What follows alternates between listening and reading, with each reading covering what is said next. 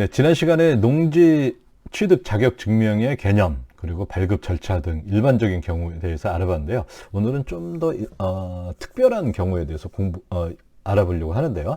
지난 시간 좀 짧게 정리하고 오늘 주제로 바로 들어가겠습니다. 자, 지난 시간에 알아본 내용 한번 정리를 부탁드립니다. 예, 저희가 농지를 매수할 경우에는 이제 영농 의사를 판단하기 위해서 그 농취증 신청서와 이제 경영 계획서를 제출하고 농취증을 발급받는데요.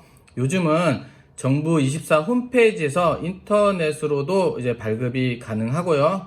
그리고 이제 최근에 그 농취증 좀 심사가 강화되어서 공유로 취득하는 경우나 그 농지가 현재 거주지에서 너무 먼 경우는 농지위원회에서 심사를 하고 농취증을 발급하는 식으로 개정이 되었고요.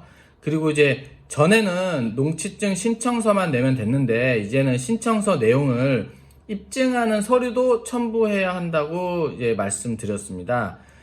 또한 이제 공유로 취득 시에는 각자 어느 부분에서 농사를 지을지 위치를 그려서 도면도 같이 이제 제출해야 한다고 이제 말씀드렸습니다.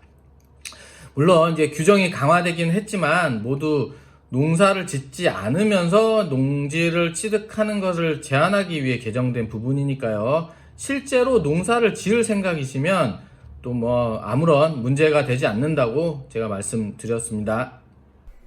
네, 맞습니다. 지난 시간 요약 잘 들었고요. 오늘은 일반적인 사항이 아닌 좀 더 특수한 경우에 대해서 설명해 주신다고 하셨는데, 먼저 농취증 발급이 필요 없는 경우가 있다고 들었는데요. 그건 어떻게 된 건가요?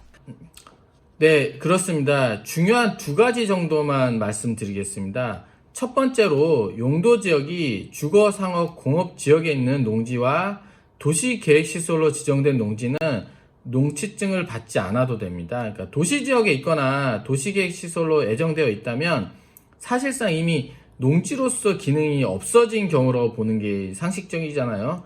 그래서 도시 계획 시설로 또 지정이 되었는지 용도 지역이 어떻게 되는지는 이제 잘 모르겠으면 이제 지자체 담당자에게 물어보시면 됩니다. 그리고 이제 두 번째로 계획관리 지역이라는 용도 지역이 있는데요. 이제 계획관리 지역 안에 지구 단위 구역을 지정을 했는데 그 안에 농지가 포함되어 있는 경우에도 농취증 발급이 필요 없습니다. 이제 말이 좀 이제 생소한데요. 그러니까 쉽게 말해 향후 개발될 곳이기 때문에 영농의사 여부는 또 의미가 없다고 보는 것이겠죠.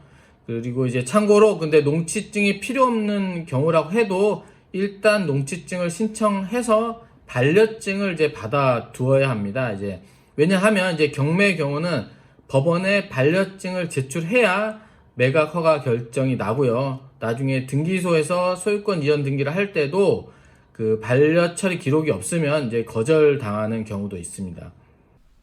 그러니까 이미 도시에 속해 있던 농지라든지 또는 향후 개발 예정지들은 농지로서 큰 의미가 없다고 이렇게 판단한 그런 느낌입니다. 또 그리고 현재 농지가 농사 짓기에 어려워 보이는 경우에는 농취증 발급을 거부한다 이렇게 들은 것 같은데요. 이거 맞는 얘기인가요? 네, 이제 거부하는 것은 아니고요. 이제 농취증 이제 신청이 들어오면 이제 발급 담당자는 이제 위성 사진이나 이제 현장 방문 등을 통해서 농사를 만약 짓기가 어려워 보이면요. 그러니까 예를 들어 농지에 그 불법 건축물이 있다든지 뭐 묘지 등이 있다든지 하는 뭐 경우일 텐데요. 그럴 경우에는 그 원상복구 계획서를 제출하라고 연락이 옵니다. 네, 이 계획서는 작성이 특별히 어려운 건 아니고요. 내가 뭐 낙찰을 받고 나서 언제까지 원상복구를 하겠다고 그 계획서를 뭐 제출하면 됩니다. 근데 간혹 이제 원상복구 계획서 제출을 요구하지 않고요. 지금 당장 이제 원상복구를 하고 농취증을 신청하라고 하는 그런 담당자가 있거든요. 근데 일반적인 매매야. 그럼 매도자가 원상복구를 하고 나서 다시 이제 매수 예정자가 농취증을 신청하면 되니까 이게 문제가 안 되는데요. 경매는 낙찰 후에 일주일 안에 농취증을 제출해야 하는데요. 그 낙찰을 받은 시점에는 이제 대금을 전부 낸 것도 아니고 소유권이 있는 상태도 아니거든요. 그냥 최고가를 써내고 그 매각 허가 결정을 기다리는 상태거든요. 그러니까 근데 소유권도 없는 사람이 남의 토지를 원상복구할 수가 없잖아요. 좀 말이 안 되는 경우인데 그렇게 요구하는 담당자도 있습니다. 그러니까 아직 자기 자신한테 이제 소유권이 넘어온 상태가 아니기 때문에 앞으로 내가 농지의 소유권이 생기면은 원상복구를 하겠습니다. 이렇게 약속하는 원상복구 계획서를 제출하는 건 뭐 이거는 합리적인데요. 그런데 현재 소유권도 없는 사람한테 원상복구를 해서 갖고 와라. 이건 말이 안 되는 것 같습니다. 그런데 만약에 이런 요구를 받을 경우에는 이거 어떻게 처리해야 되나요? 사실 이래서 입찰하기 전에 농지증을 신청해 봐야 하는데요. 지자체가 이런 식으로 나올 경우 가능한 입찰을 안 하는 게 좋겠지요. 왜냐하면 낙찰 후 또 일주일 안에 농지증을 내지 못하면 그 보증금도 몰수당하고, 또 만약 농지증을 내준다고 해도 원상복구의 비용이 또 많이 드는 상황일 수 있으니까요. 또 싸워서 좋을 건 없잖아요.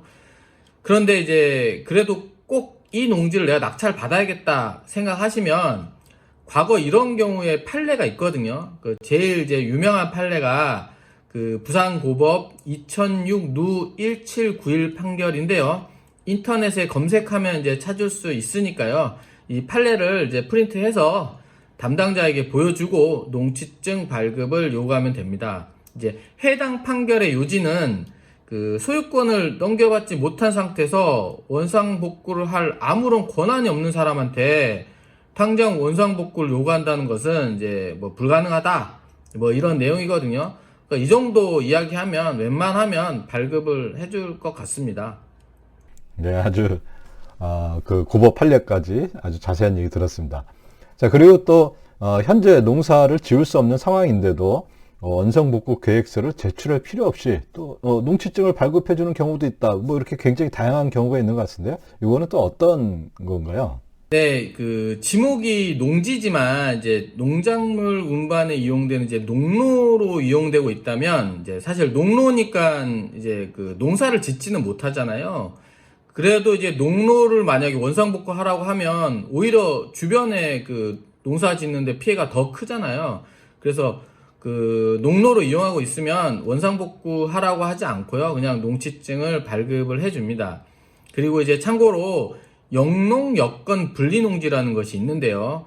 이거는 이 경우는 이제 농지증을 신청할 때 원래 신청서와 경영계획서를 같이 제출해야 한다고 했는데, 이 영농 여건 분리농지는 경영계획서는 작성할 필요 없이요, 신청서만 제출해도 농지증을 발급해 줍니다. 또 원래 농지는 제가 농지은행을 통해 임대차만 가능한데요.